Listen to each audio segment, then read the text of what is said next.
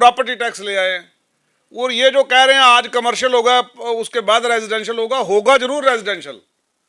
और ये भाजपा के लोग, मुझे समझ नहीं आता किस मुंह से लोगों के पास जाएंगे। कौन सी चीज है जो जहां पे ये रियायत कर रहे हैं जनता के साथ। वालों को चेताना चाहता हूं, जैसे ही प्रॉपर्टी टैक्स लगेगा हाउस टैक्स भी लगेगा। आप ये याद रखना, आपके घरों की तरफ भी आएगी ये सरकार। आपने खुद कहा कि यहां 70 सालों में विकास ही नहीं हुआ।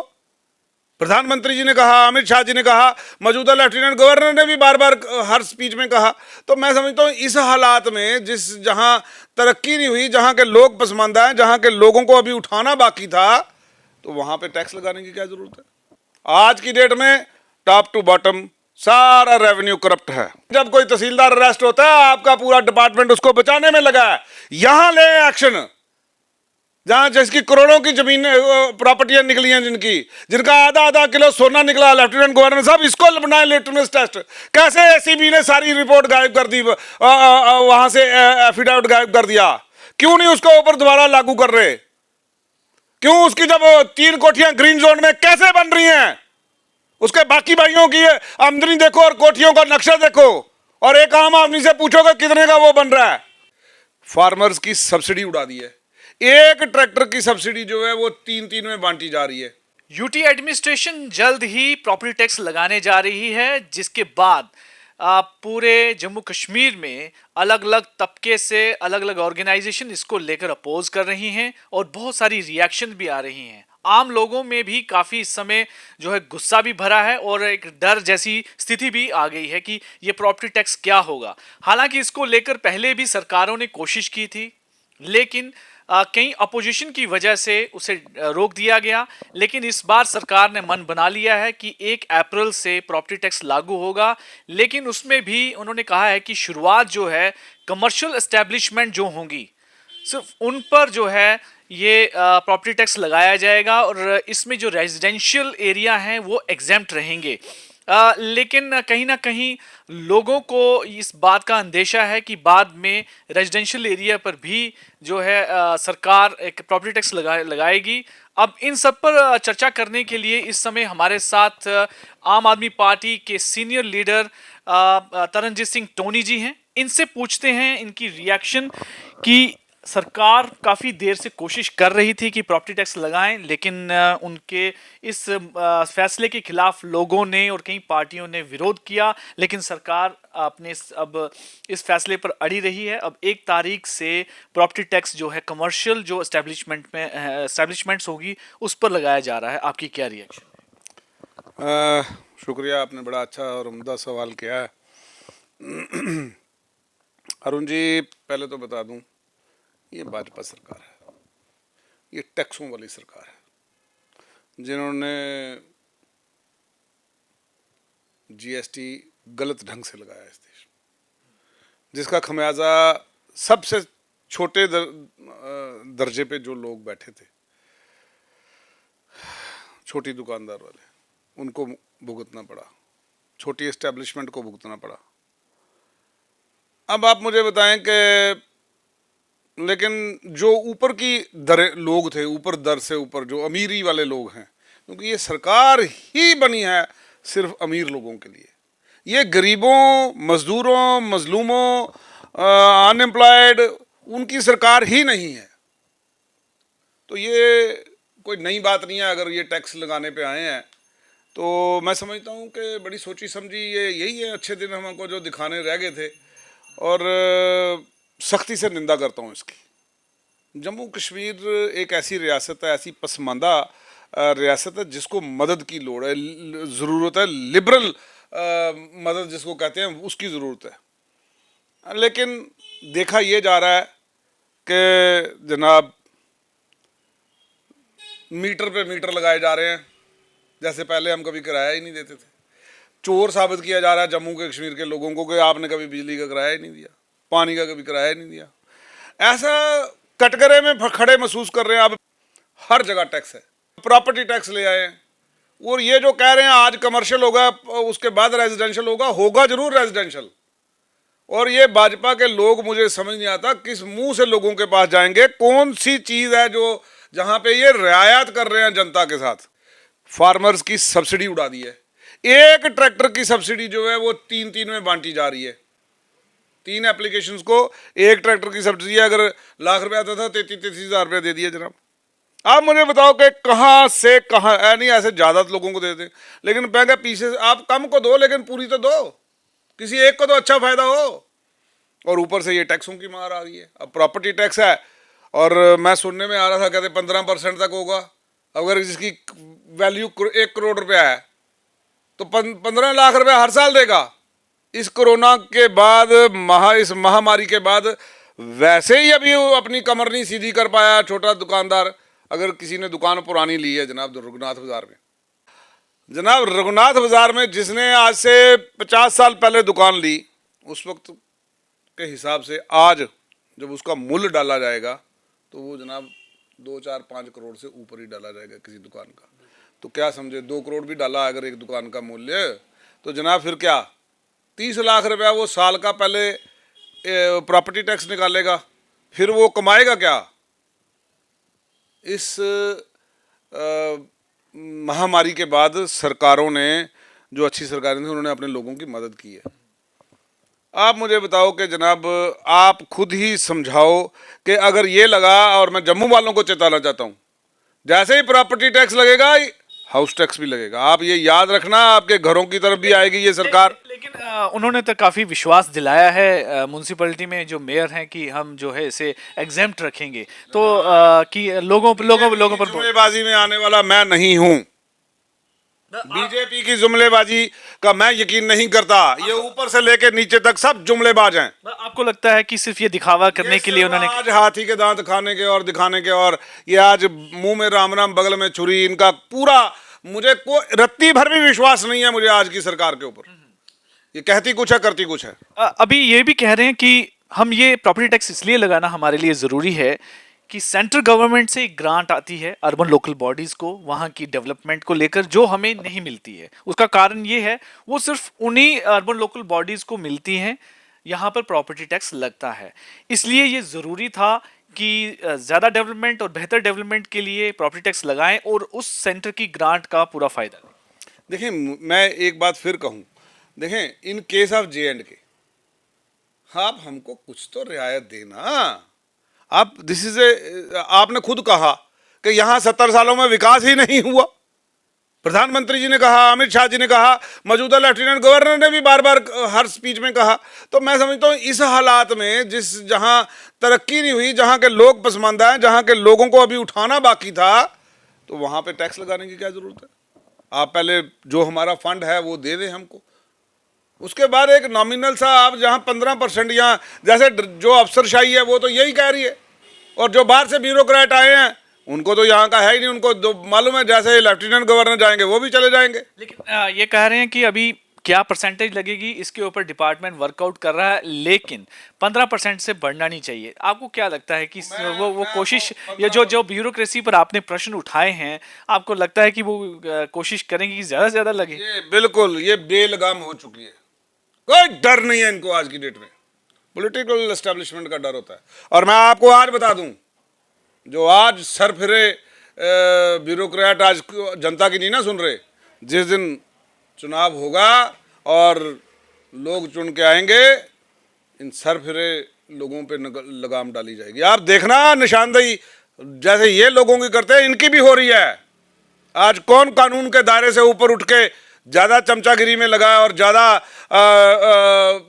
जो है लोगों के हक में बात नहीं कर रहा है। यहाँ पर ऑफिसर कहीं ना कहीं हमारे जो जिनका कैडर J&K था उनको फिर हमदर्दी है हमारे साथ, जो बाहर से आए हुए हैं उनको कोई हमदर्दी नहीं है। कहीं ना कहीं आपका इशारा जो है करप्शन की तरफ तो नहीं है कि वो उनकी पूरी कोशिश, जब करप्शन ज्यादा हो और जब यहाँ पर एक चुनी हुई सरकार आएगी तो इन पर नकेल कसी जाएगी, यही लोग शिकंजे में आएंगे। यही लोग शिकंजे में आएंगे।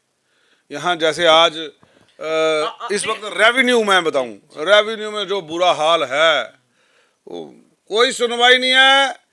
एक तहसीलदार को अंदर करवाया, उस तहसीलदार को CBI द्वारा क्लीन चिट दिलवाने की दिलवारी है। हम लेके जा रहे हैं पूरा केस, हमने भी तैयार करा है।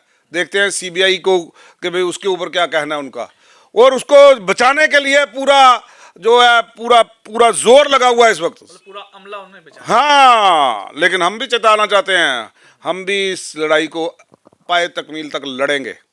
लेकिन सरकार तो बड़े दावे करती है कि हमने डिजिटलाइजेशन लाई है, खास करके रेवेन्यू डिपार्टमेंट में जिस तरीके की धांधलियां होती हैं, करप्शन चलती है, उसको ख़त्म करने के लिए हमने डिजिटलाइजेशन कर दी है कि ज़मीनों का कि कोई ऐसी किसी को समस्या ना हो, वहाँ पर उनके निशानदेही दी होगी तो कोई किसी की ज़मीन पर कब्जा नहीं कर सकता है। लेकिन आपको लगता है कि ये सब खोखले दावे हैं जनाब, ये सब खोखली बातें हैं, इनमें तथ्य कुछ भी नहीं है। बताइए जनाब, कब से लगे हैं ये लोग?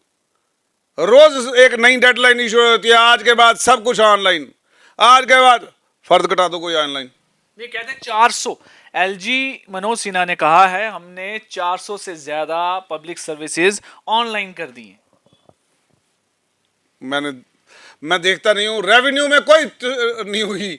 आप कह सकते हो कि भाई आप किसी एम्बुलेंस को बनाना है तो हो सकती है, आप और कोई किसी की कह सकते हो, लेकिन जहां तक रेवेन्यू है, रेवेन्यू में ये नहीं हो रहा। लेफ्टिनेंट गवर्नर साहब, ये नहीं हो रहा। खुले से रोज आए दिन कोई अरेस्ट हो रहा है, कोई पटवारी, कभी कुछ, लेकिन जब कोई तहसीलदार अरेस्ट होता है आपका पूरा डिपार्टमेंट उसको बचाने में लगा है। यहां ले एक्शन, जहां जिसकी करोड़ों की जमीन प्रॉपर्टियां निकली हैं, जिनका आधा किलो सोना निकला। लेफ्टिनेंट गवर्नर साहब, इसको बनाए लिटमस टेस्ट।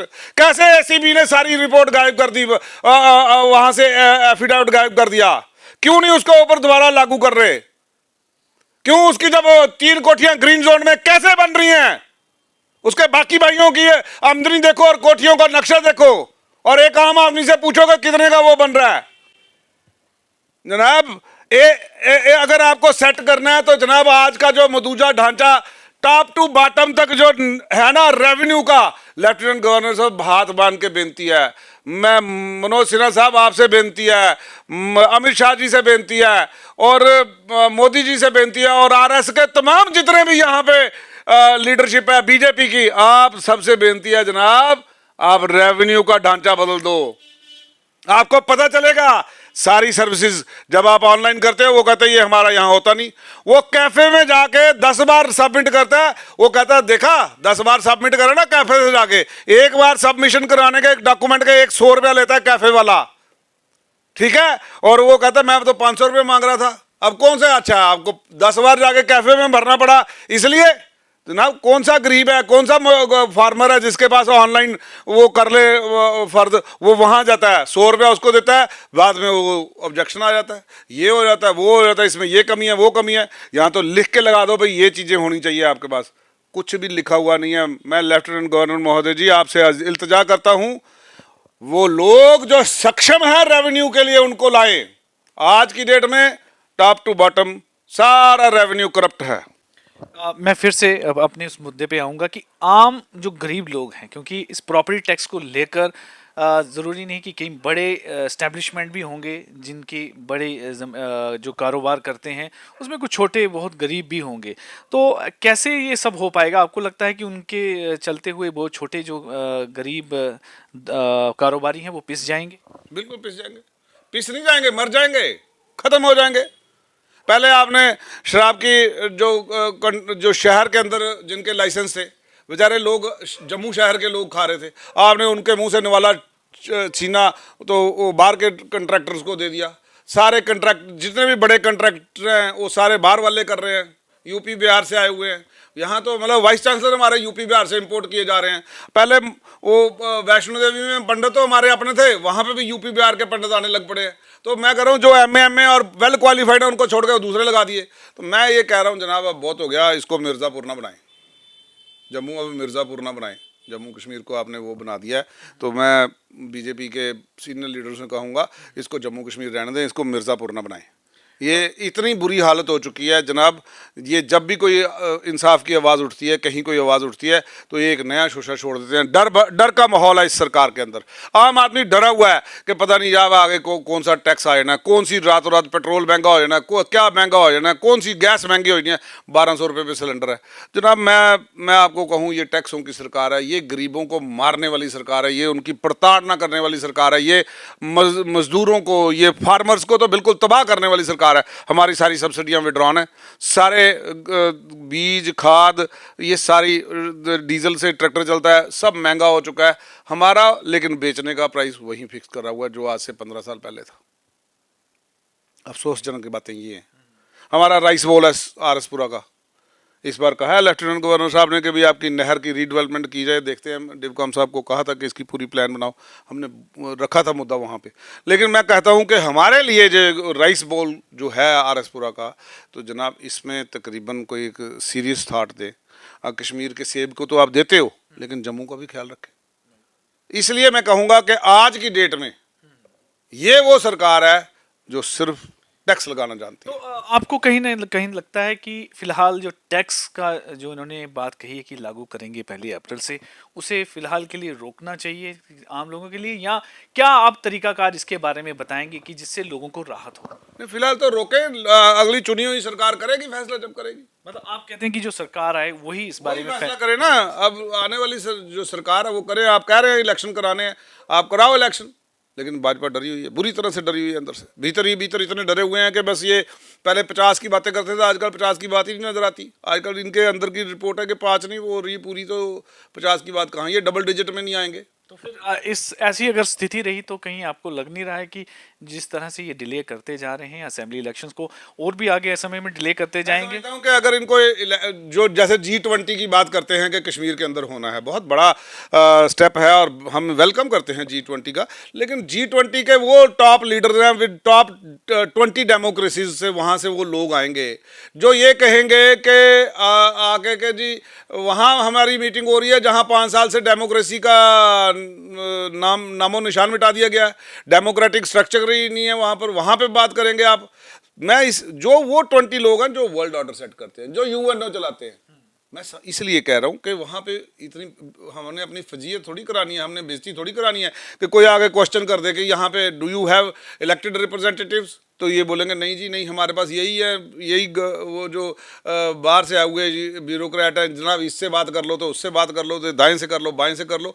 या लेफ्टिनेंट गवर्नर वो चुनी हुई सरकार नहीं है, चुनी हुई सरकार की बात अलग होगी और वो अपने मुद्दे अलग से होती है बात। तो फाइनली मतलब आप क्या कहना चाहेंगे सरकार को कि प्रॉपर्टी टैक्स को लेकर जिस तरीके से अभी आप उन्होंने अपना मन बना लिया है, तो किस तरीके से वो से सरकार को इस जो फैसले को लेकर क्या रीथॉट? हमारी तो है कि मुलतवी करें, वरना ये वैसे तो ये सरकार है मनमानी वाली, ये है हिटलरशाही वाली, ये तानाशाही सरकार है, इनको लोगों से कुछ नहीं लेना। ये बीजेपी है, ये लोगों की बात नहीं पड़ती।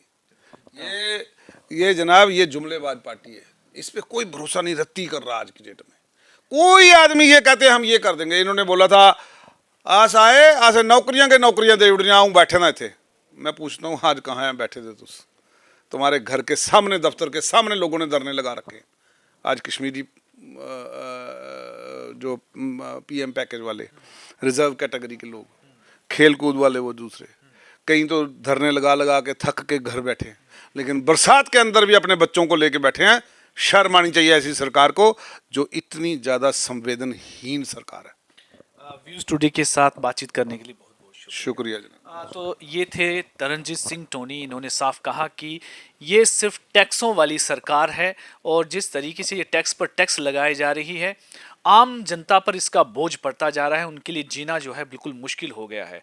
और इन्होंने कहा है कि सरकार को चाहिए कि इसे फिलहाल के लिए जो है रोक देना चाहिए, और जो चुनी हुई सरकार अगर आएगी वही इस बारे में फैसला ले, क्योंकि वही जो डेमोक्रेटिक तरीके से चुनी हुई सरकार होगी वही आम लोगों के बारे में सही फैसला ले सकेगी।